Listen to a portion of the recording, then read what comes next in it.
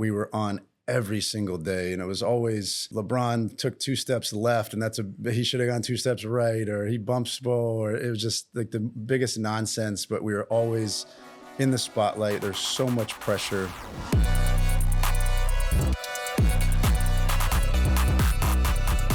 Hi, folks. I'm Cooper Moorhead, and I'm thrilled to bring you an in-depth conversation with Heat assistant coach Eric Glass on this episode of the After the Buzzer podcast presented by Ticketmaster, the official ticket marketplace of the Miami Heat and Kaseya Center. Trust me, you're going to want to listen to this. Hello, and welcome to another edition of our show on the Heat Podcast Network. I'm your host, Cooper Moorhead, and we are thrilled to be joined by Eric Glass, Heat assistant coach and head coach of the Summer League team. How are you doing, Eric? I'm great. Thanks for having me. So we've got a lot to get into. I've been wanting to have a conversation with Eric for years and years and years. But before we get into all of that stuff, I just want to ask, because we are at Summer League, I've been able to sit in on a few practices, and we won't reveal any secrets or anything like that. But I've always been really impressed with, when I have been lucky enough to sit in on a practice, at the efficiency, about how it's point A, point B, point C. There's no downtime at all. You guys jump from a teaching point to another teaching point, run it through, drill it, and it's just a very fluid thing. And I want to know from you, there's winning and losing with coaching. But when it comes to just building out a great practice, is there a rewarding feeling from executing something as simple as a great practice? First of all, you have my number. We can have conversations at any time. I think that really came after the first year of the Big Three. Spo met with Chip Kelly, and he came back and he installed no huddle practices. Yeah. And that was a big, big emphasis for us. And it was, we're not stopping. We're not talking for 2 minutes in front of the team. If there's a teaching point that needs to be made, great. If not, pull somebody to the side, coach them up, get them back in there, and just keep this thing moving. And efficiency, we don't even really talk about it anymore. It's just ingrained in us. But it's a huge part of the life, and trying to maximize time and all that kind of stuff. You never want to have the players just standing still, knees locking up and everything, right? That's our generation, when our coaches would stand and talk to us for 45 minutes of a practice. So let's talk a little bit about your story first. And we'll go back almost 20 years to around 2007. You're graduating from Cal State Fullerton. Maybe some people think from the moment they're a kid, they want to be a coach. Did you know you wanted to get in coaching as you were getting out of your undergrad program? Yes, I would take that back even further to 2002, 2001, as a senior, going into my senior year of high school. Yeah. And my buddy asked if I wanted to help him coach a junior high flag football team of the school that we had gone to as junior high kids. And I told him yes. And we did it, and I fell in love with it. And it was literally 7th and 8th grade kids. And I don't even know if I was 18. I might have been 17 at the time. And it was like a 2-month deal, and we practiced every single day, and I loved it, and I fell in love with it. And at that point, I had no idea what I wanted to do in life, and I didn't even know if that was a feasible career choice at that time. But as it went on, I thought I wanted to be a football coach, because I think football is my first love, but I never played, high school or any of that stuff. So I felt it was going to be pretty hard to get a football job, get my way in the door. I didn't know anybody. Right. So eventually I started transitioning to high school basketball. So I knew people around, and the year out of high school, my first year in college, I had that decision of do I continue playing basketball? I was an average high school player. I was probably JUCO walk-on equivalent. So I could have chased that dream for 2 or 3 years or whatever. I can relate to that, yeah. And I loved playing basketball. So what I did was I ended up saying, you know what? Let me start this path as soon as possible. Yeah. I don't want to wait till I'm 24, 25, trying to live a dream that's not going anywhere. Yeah. So I tried to get into it really quick, and I wanted to try to get as high as I could up the ladder of coaching, if it was possible, as young as I was, before I had a family and all that kind of stuff. Mm-hmm. So I was able to coach high school basketball, and then I transitioned to Cal State Fullerton. I was a student assistant. And so now, to your original question, in 2007, I wanted to figure out a way to stay in college coaching. Like at that time, I had, passed through high school. I was like, all right, let me figure this out. And they had a graduate assistant position that was available. I didn't have the grades for it because I was just an average student. I probably didn't apply myself as well as I needed to do. Yeah. And I needed to get a 4.0 my senior year of undergrad to get into the master's program. Okay. And I ended up taking like, I don't know, an AP class. So I had like a 4.2. Mm-hmm. I crushed it that year, got in as a graduate assistant, and had those 2 years where I was actually an assistant coach, no recruiting, but an assistant coach. And that really catapulted that like next step of my career. So if you think about it, there's a butterfly effect way back when, that if that professor you had in that one AP class didn't like you enough, could change everything, right? No doubt. Yeah. And I think that, the more serious you take things, I think it just translates to everything. All of a sudden I was in professors' offices on their office hours, and they could see that there was like a deeper drive and a deeper passion. And not that people did me any favors, but they're wanting to help you a little bit more than the guy that shows up 5 minutes late to class every time, like who I was the first 3 years of college. Sure. So that was a good learning experience for me too, that like, okay, I can put my mind to something and apply it and maximize what I need to maximize to, because I had a higher purpose in mind. Sure. And from there, if you could tell everybody a little bit about, it's an interesting story, how you ended up with the Heat, and you were literally, if I remember correctly, putting pen to paper in some cases. Yes. So from Cal State Fullerton, after my graduate assistant, after I graduated with my master's, there was no position at Fullerton. So I was working UCLA camps, USC camps, UC Irvine camps. I was doing all these camps in the summer to make money, try to build connections. I was able to get on at UC Irvine like a week before school started. Pat Douglas was the coach. He had been there for 10 years, and he was on his last year of his contract, and everybody on staff knew that this was the last year. So we had like 6 months to try to help coach this team and do what we could there, but also in our downtime, we're all looking for jobs. Sure. So I met, through one of our coaches, I met a guy by the name of Dave Ewan, who was a manager for Chet at Westmont. He knew Chad, he knew Spo, he knew all these people. Chet Cameron, yep. And he told me about an internship that the Heat had. And at this time, I'm applying for 150 colleges, sending emails and writing notes and doing all this stuff. And I'm getting nowhere with anything. And I was like, sure, I'll throw my name in that. I've got no chance of getting an NBA job. Yeah. And then as we go through that whole process, as much as anything with life, I just found all these 6 degrees of separation, where my coaches at Fullerton had coached with Fizdale at Fresno State. The coach I was coaching high school basketball, he was a legendary football coach. He ends up being Spo's high school basketball coach in Oregon. A Jesuit, right? A Jesuit, yep. And they're like, my mom had worked with Spo with the Anaheim Ducks 20 years prior. It was just like these really bizarre connections. And as I was going through the interview process, I was just using those contacts to reach out. And obviously I had the background to be in the video room. But I think that those connections and people speaking highly of me really helped push me through the door and landing that job. Do you have young kids trying to get into the business reaching out to you, kind of who are around the same age that you were then? And what kind of advice do you give them when they reach out? We get a lot of emails. It's a soft spot for me because I was that kid, so I try to respond to them, give them as much advice. Depending on what the email looks like, I'll give different points of advice, but it's basically get in at the ground level wherever you can, like offer to work for free. If it's the G League, if it's whatever college you're at, and try to reach out to people and say, I'll take an internship, I'll work for free. And that's really what people want to do. It's really hard to hire somebody and have a really good idea of how they are as a worker or whatever until they're in the building. So as long as you get in there and then you make your name for yourself from there, that's how I did it. And a lot of these people that are reaching out, they're in a similar situation. So it's just get in there, don't ask for anything, and work as hard as you can, and hopefully you can make something happen. Well, it's a lot of, you can have the skills, but just as if the team is trying to acquire players, you got to find out if they're the right people, are the right fit for the staff, with the franchise and everything like that as well, right? Absolutely. So we both started, I think you have about a month on me, but we both started in the summer of 2010. Yep.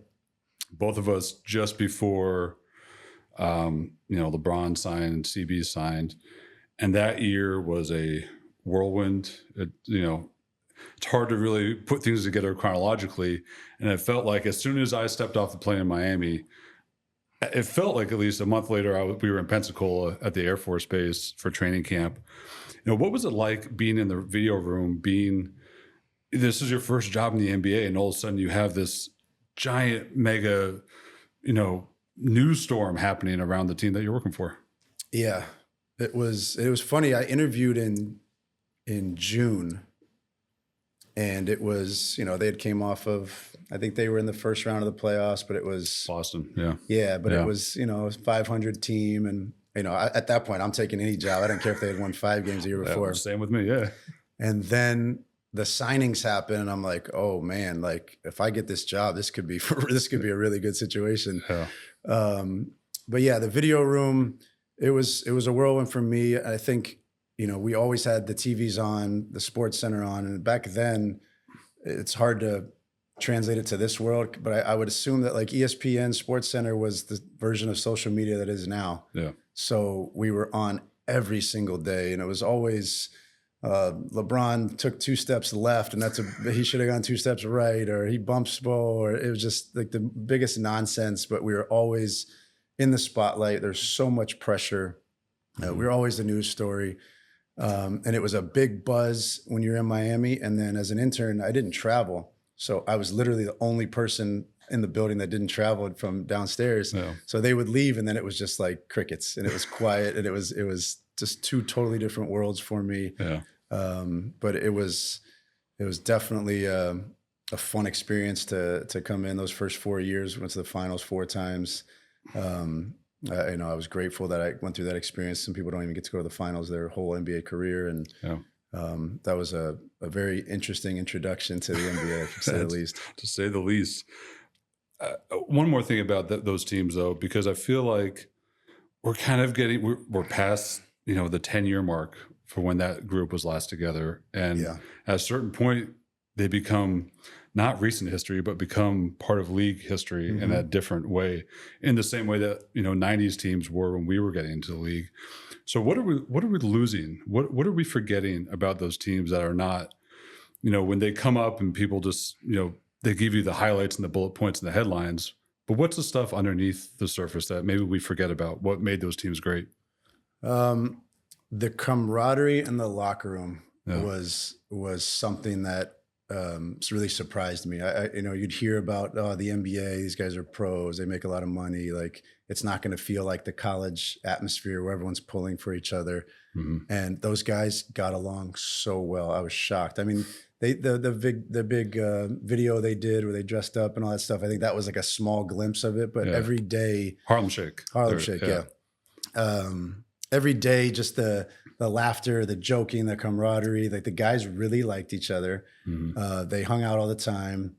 And there was a lot of big names and big egos in that locker room. It wasn't like it was just those 3 guys and then a bunch of rookies. Like, they had guys like Mike Miller and Shane Battier and Rashard Lewis and Bibby. You can go down a list of all the guys that were 10-year vets in that locker room. And then a lot of those guys were either the best player on their previous team or maybe second best player. So, and the fact that they all were, they're willing to sacrifice because they had a legitimate chance of winning a championship. We get that, but that doesn't make it easy.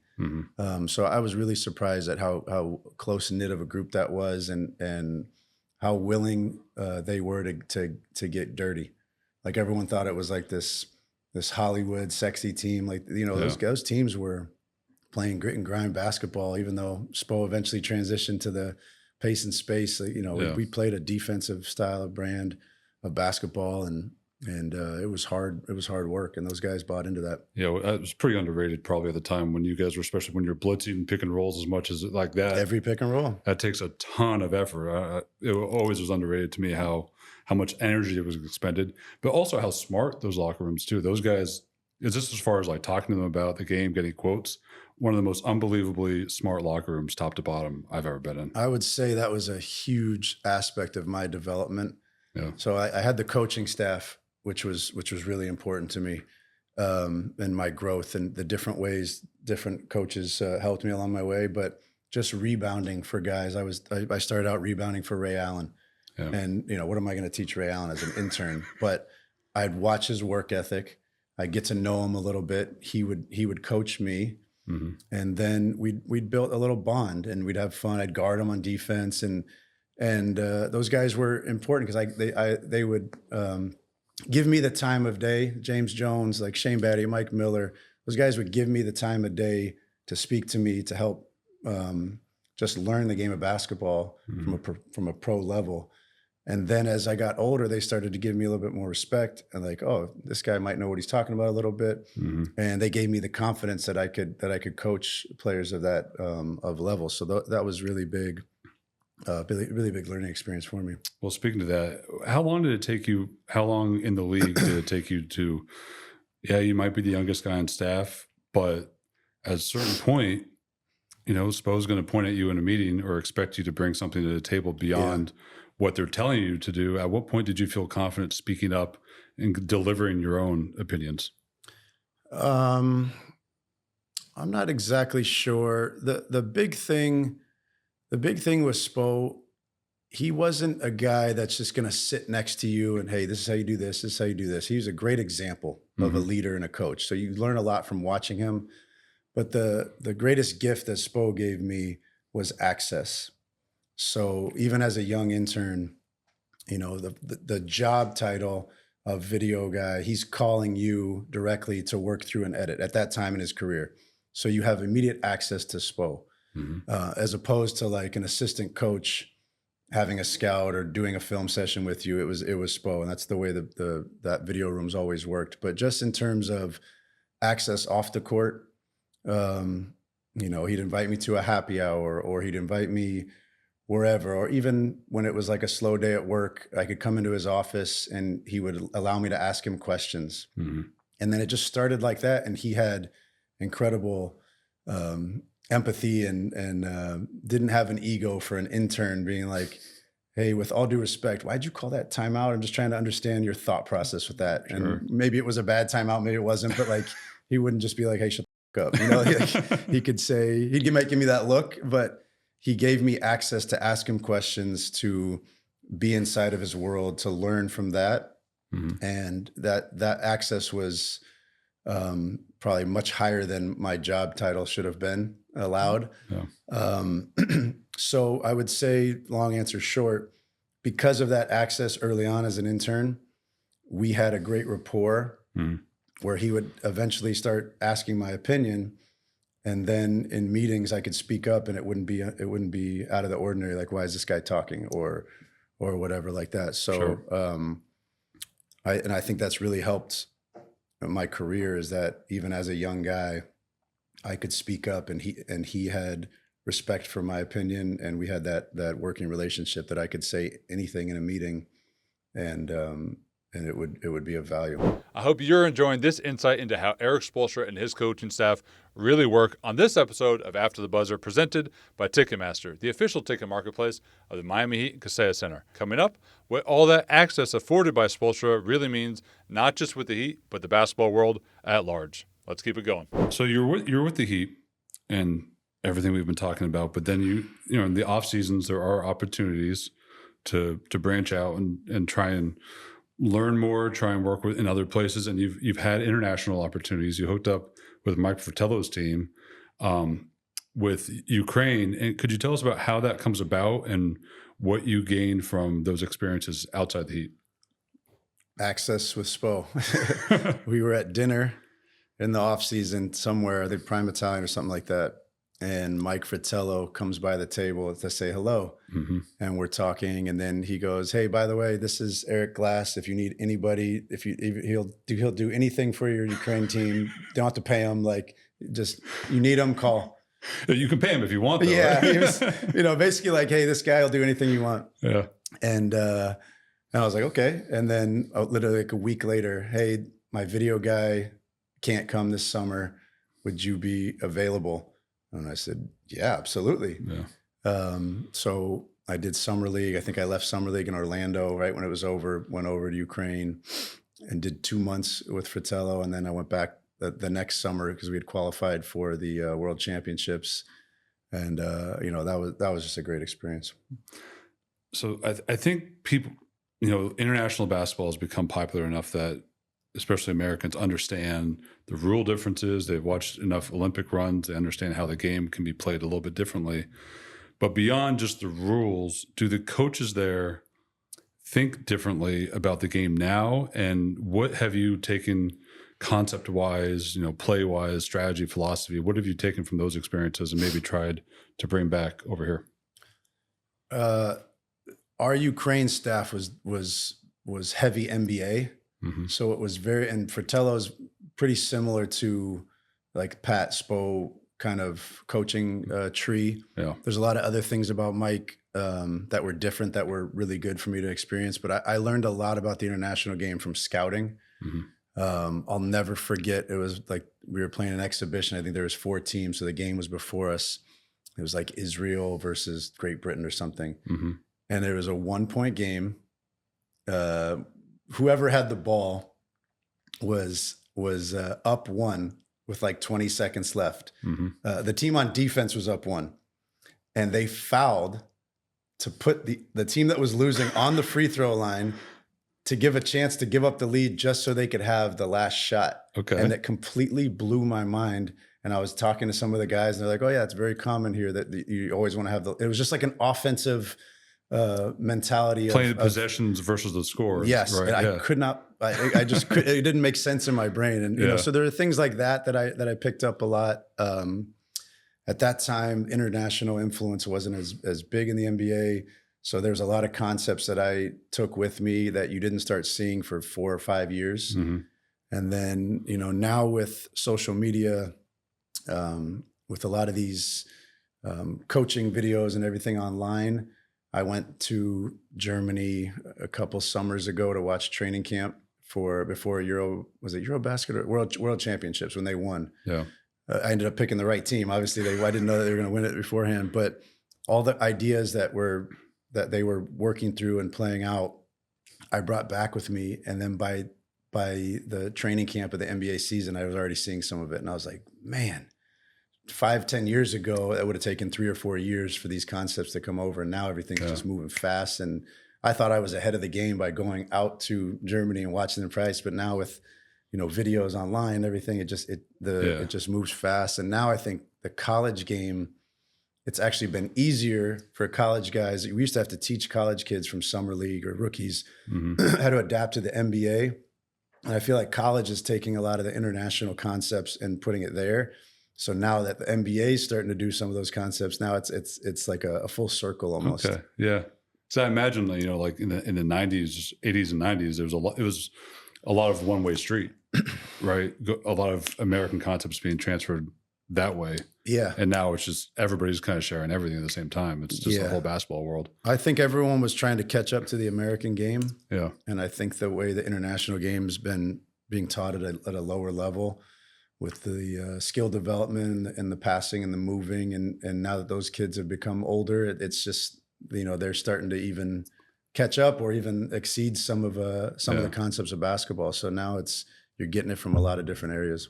Speaking of that, we both grew up watching 90s basketball, and we don't need to explain what 90s basketball is like, because it's become this thing is going, you hear ex-players, older fans, they were like, why don't we go back to 90s basketball? And it's this whole thing. We don't need to get into that. But the game started to change. 7 seconds or less Suns with Steve Nash, Tom Thibodeau with the Celtics and the Bulls kind of started to change what you could do with defense and so on and so forth. Pace and space, obviously. How has the league and the game changed, though, just in the time that we've been in the league, in the 10, 15 years? Because I feel like that story is a little bit less told of how much it's evolved rapidly, even just in that time span. I think that the game's changed probably twofold since we came in 2010. Obviously, at that time, it was more 3 out, 2 in. The power forwards were inside the 3-point line. And now with 3-point shooting and skill level, I think you're even seeing the big guys, even if they're inside bigs, they're a little bit more skilled than the block to block post up hooks. They can dribble now. Guys can at least throw up a corner 3 and have it be believable. There's some guys that can really make them, obviously. So the spacing and the skill have widened the court created more gaps and more areas to attack. And then even with pace and space, I don't think the 3-point volume was as high. It wasn't. So now we're transitioning into, we're taking way more advantage of layups and threes. And then also with that, you're now starting to see an influx of offensive rebounding and the tag up concepts that lead into your transition defense. Offensive rebounding has been a huge emphasis around the league the last 2 years. And I think it's a different way. Before, your offensive rebounding was with your bigs, and guys were already in the paint, and it's a little more smash mouth. And now it's this concept of people on the 3-point line, screaming in there and trying to get some offensive rebounds. Partially because you have a lot longer rebounds now with the threes, right? Yes. Yeah. Everything's longer. You mentioned there's far fewer post-ups. I think 15 years ago it was like 23 post-ups a game. Now it's like 8 for a team. But what I've noticed is that the hook shot has kind of gone away a bit. There's more push shots and touch shots that are maybe being taught. Is that because of the way the game is played and where bigs are catching the ball and how fast they have to make decisions as well? They don't have time to set up that left shoulder hook. Yeah. I mean, definitely there's not as many post moves anymore. So I think that's leaving the league a little bit. But a lot of the bigs are catching the ball mid-paint on short rolls. And they're playing out of the dunker a lot. So they're sliding underneath, they're filling up on a baseline drive. So you're getting the ball and you're trying to catch it and get the ball up before your man who went to help on the ball could recover in time. So, there's aspects of the game. I think the guards actually are doing a little bit more post moves, and it's not traditional throw it to me on the block and back down, but you're driving, you're playing off 2 feet. You're seeing Jalen Brunson shot fake, pivot, spin, up and under. Like you're starting to see it a lot more with the guards on penetration. So that's where you're going to see that footwork. I think it hasn't gone. It's just in a different form. That's interesting. Is it tough? I mean, again, just speaking about the last 10, 15 years, there's also been a huge explosion in use of advanced stats. There's the player tracking data, the cameras up in the rafters. There's so much more available. I'm sure you started out, you were probably charting things that now you could just plug into the system and it's there for you at the snap of a finger. Can it be tough to stay on the cutting edge of all of this, all of the philosophy? Or, I mean, maybe because of the time that you've been in the league, it's almost second nature because that's just been how fast things have evolved. But can there be times where you have to sit down maybe during an off season and say, I need to check my priors and rethink how I'm thinking about stuff because we just have more information available and now you can think about things differently? I've given many hours of my life to charting during playoff series. So I don't have any empathy for the people that get automated stats now. But just like anything, even when you moved out of the video room, within 2 years, I had no idea what I was doing in the video room anymore. Like once you go back in there, like the technology changes so fast. There's so many more stats. If you're not on top of what's important to you, you can get lost in it. Like there's so many stats, so many tracking devices. It can get overwhelming. So you got to have to really prioritize, what things are important to your organization. Going into a season, it takes 20 to 25 games. So, hey, the possession game is important to us and certain elements like that I think everyone values. But when you're trying to learn your team and what can move the needle up or down for you guys, I think it takes 20, 25 games to see like, okay, this is a real sample of what we are so far. And we were emphasizing these 3 things and maybe we're taking one out, adding here.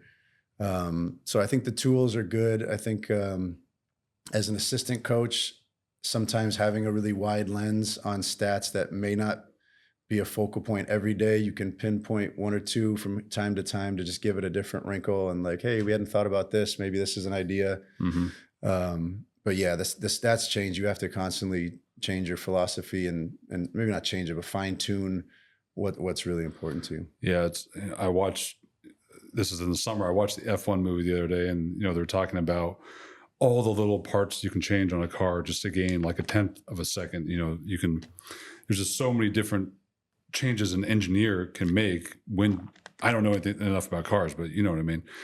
And it's almost, in some ways, it kind of becomes like that for basketball too, where you're diving in to the machine as deep as possible, trying to find where can we find like 1 point per game, just because 1 point adds up to a win over the course of a season, right? Is it that technical now that you're just trying to find that smallest bit of edge? Because you can't just go out there and say, we're going to take more threes. We're going to do this one big macro thing, because everybody's at this fine tuning stage. Yeah. My stepdad always would remind me that F1, he's like, you find a driver for the car. The car's the show. It's not the driver. Yeah. So I thought that was always interesting. But yeah, you're right. You're always trying to find something in the margins. But it can get tricky based on, what your personnel is, what their strength zones are. And, and, those can change from season to season, and even within the season, from month to month, those things change based on how guys are playing, injuries. So, you have to be a step ahead of the game at all times. So we are talking at Summer League again, and I'm curious as to what your approach. This is the second time I believe you've been Summer League head coach. Third. And, I'm sure there are marching orders to some extent where Spo wants to make sure guys are learning big picture, the way you guys think about the game, especially for the guys that are going to be on the main roster, how you are going to want them to play during the regular season. But it's also summer. There's opportunities to experiment, try new things.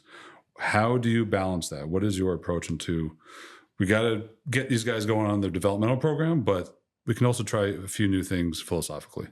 Yeah. Every summer league, I've tried to at least bring one big thing that we were going to try.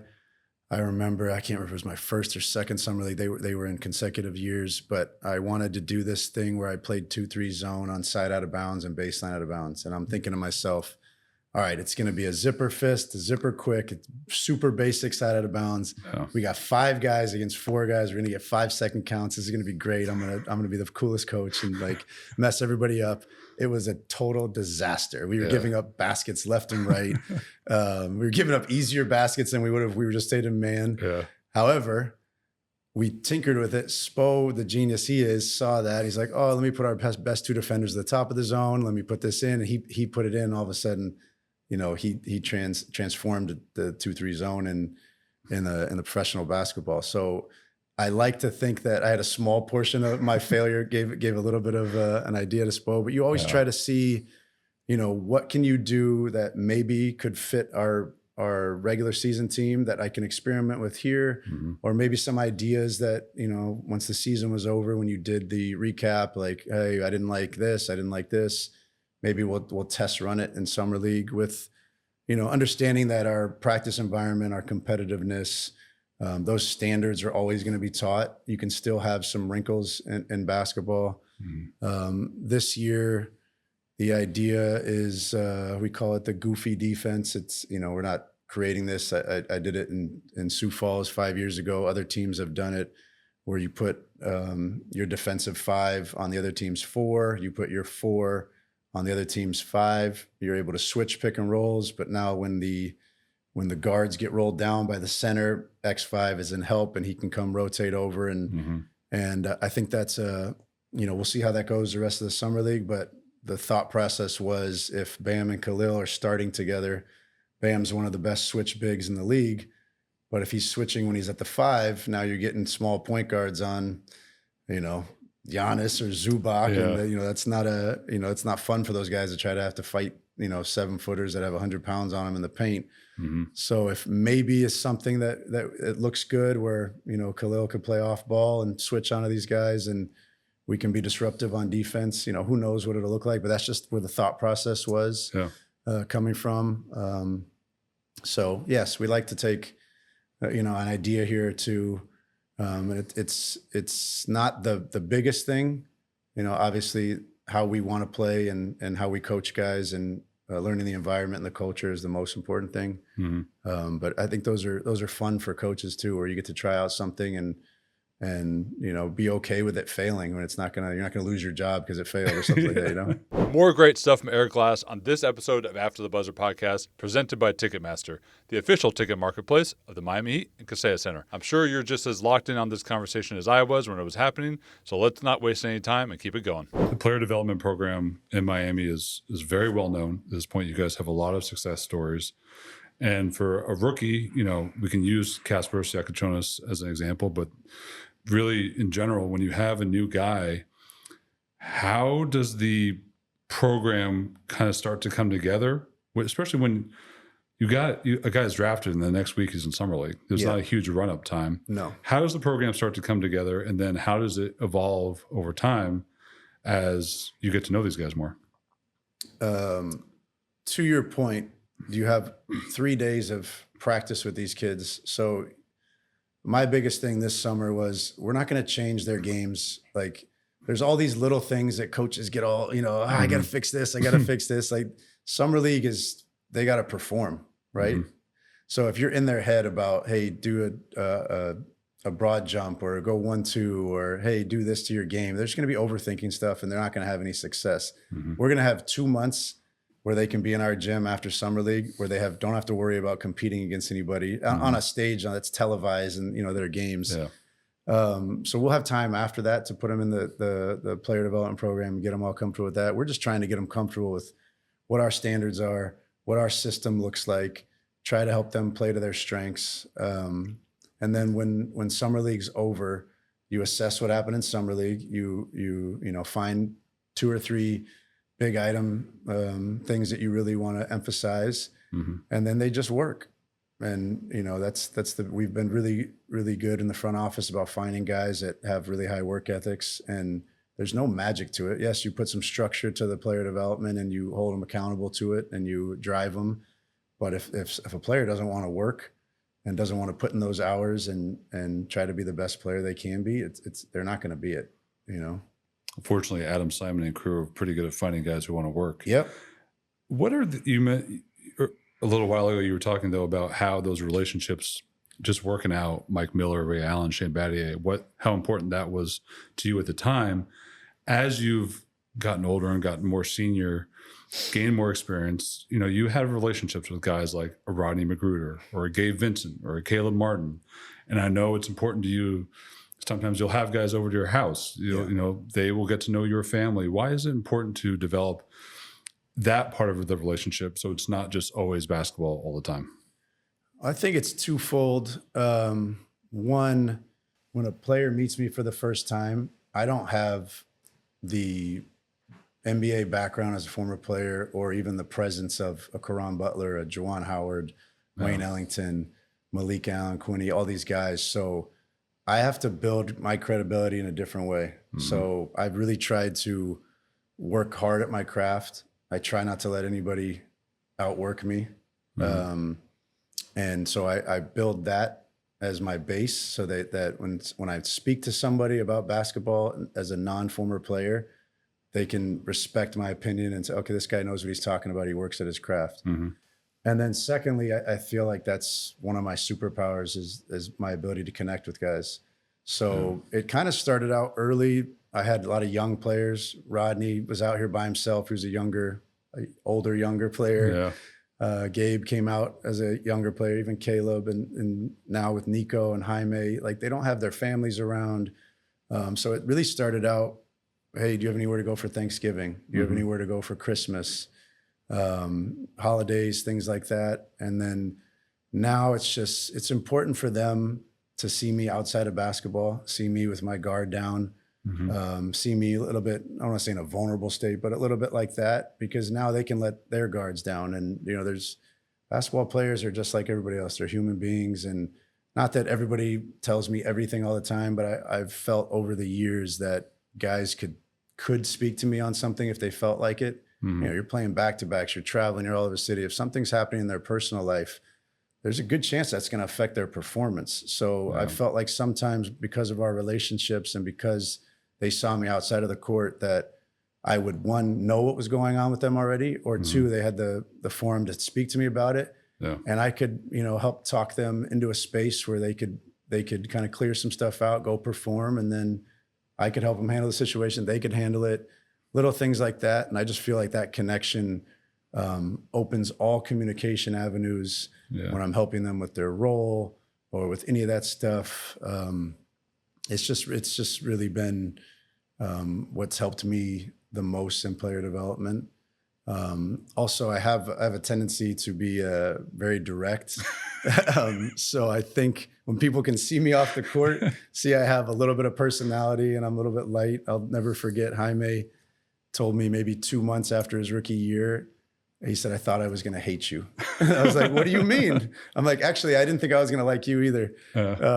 But he just said, you looked like you were kind of an ass. Like, you know, like you didn't, I thought you were just going to be one of those guys. And then when I was able to see you off the court, I was like, oh, this guy's from California. He's cool. Like, and we've been really close ever since. So I think all that stuff's really important. Yeah, I was going to say, it probably once you've built those relationships, built that trust, when you have to sit down and tell a guy after he's maybe had a couple bad games and he's not doing what you guys are asking him to do, he knows it's coming from a certain place rather than you just being a guy who's going to be hard on him for the sake of being hard on him, right? Yeah. You know, my coaching philosophy at this juncture in my career is about nurture. Just, you know, positive, trying to put my arm around guys, help them through things. A lot of the players, even if we don't think it, are putting more pressure and stress on themselves than we could ever do as coaches. So just jumping on them again doesn't help the situation. Yeah. But there are times when you need to light a fire and light them up. And now I've built a relationship where they can receive it the proper way. And we can help through that. I also think that just the years I've been with the Heat, just knowing Spo, I can help communicate anything throughout the season just because of my knowledge of Spo. Like, hey, this is what Spo's telling you in the team meeting, but this is really what he's looking for. And if you're going to do this, he's not going to like that. If you're doing this is what he's looking for. And this is where you can be unique in your own game, just understanding the risks you're taking and what the consequences are with that. Sure. Gabe was a big mid-range shooter. Right. Yeah. He was a scorer. And I was like, hey, if you're going to take it, make it. Spo's going to get pissed if you shoot 2 of those in the wrong setting. And then you look at a game where there's a game 2 in Boston, he hits the left elbow mid-range pull up to ice the game. And it's just like, just little things like that nobody would realize, and where he'd feel comfortable taking that shot, and Spo giving him the confidence and freedom to take a shot in that moment when the play had broken down. It's those little things like that are what makes the coaching profession fun. One of the guys you've known since day one is Bam. And, you know, I think I've written a lot about Bam, and I think our fan base has a general good grasp of everything he does, the totality of Bam's impact, but I still don't know all these years in if everybody really quite grasps all that he does for you guys on both ends of the floor, the way he's helping his teammates on offense and defense. If you could put into words, just what is that massive, massive impact that he has on the game? Well, number one, I think his character and who he is as a person is like the biggest attribute that you could speak about Bam. He's his mom did an amazing job raising him. He's the most humble, down to earth, caring person there is. He works. There's nobody that works harder than him in the gym. So I think he garners a lot of respect just from that alone. And then defensively, he's a coach's dream. He can do any coverage that you want. He can drop, he can switch, he could show if we want him to show, he can blitz. He could zone and get back and play up to touch and do all that stuff at an elite level, which is crazy because it's hard for them to do one coverage at an elite level. He could do 4 or 5 coverages at an elite level, and he can do it against the best players in the league and the highest stakes in the playoffs. So that's where I think his value is the biggest. And then now defensively, he's done all those things for you. He's switching to the 3-point line. He's running back in, getting the rebound. And now he can push the break. He can get a dribble handoff game. You can throw it to him in the post. He can isolate. He can shoot a mid-range jumper. Now he's stretching his game to 3. He's a lob threat. He can probably eventually be a pick and pop threat. Like his versatility is unmatched. And you can play him in the playoffs 42 minutes. And yes, of course, there's pockets of the game where he's going to be tired, but he can play. He can play high minutes. He can play high load, high games in the season. I think he's always been 70 plus, if not higher. Yeah.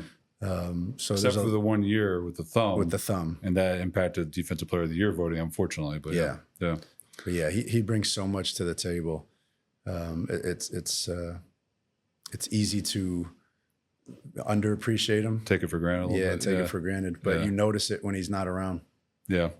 I tried to make a big deal out of it 2 years ago when, 2022 season, you guys are switch everything.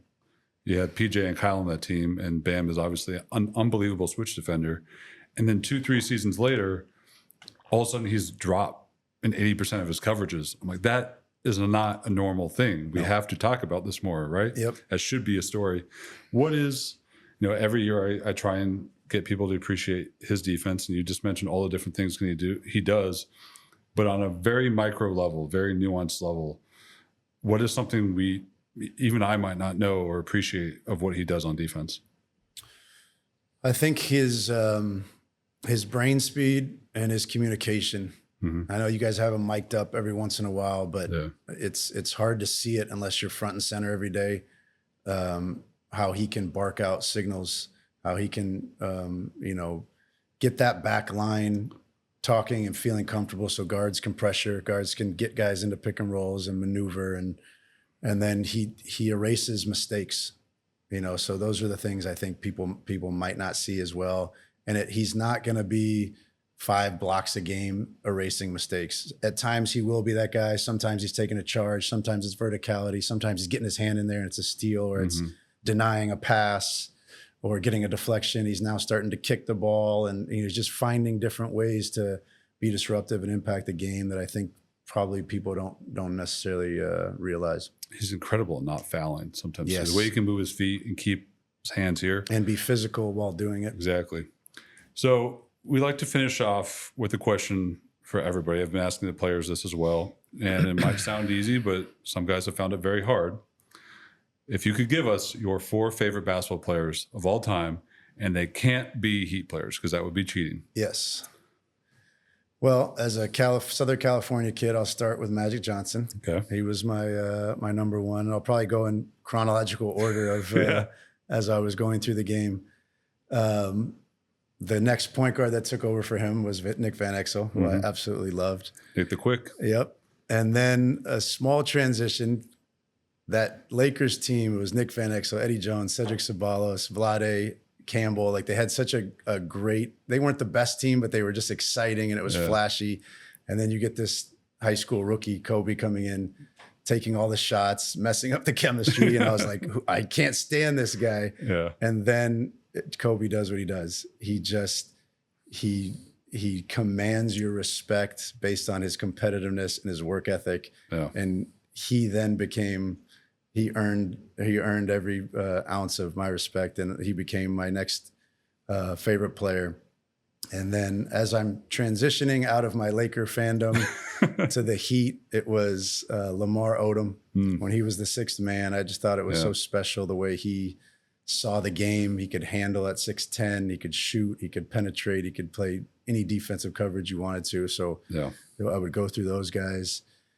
And then in Miami, I've been fortunate enough to be in so many playoff series and part of those kind of teams. And I feel like you really gain a lot of respect when you get into a series and you have to compete against somebody and you're watching them over and over and over again. And the first guy, I had been a fan of his even before I got to the Heat, but playing all those playoff series against Rajon Rondo, he became easily my favorite. He's probably my last fan. It was early enough in my coaching career where I could have a fan, but just the way he saw the game, the IQ was unmatched.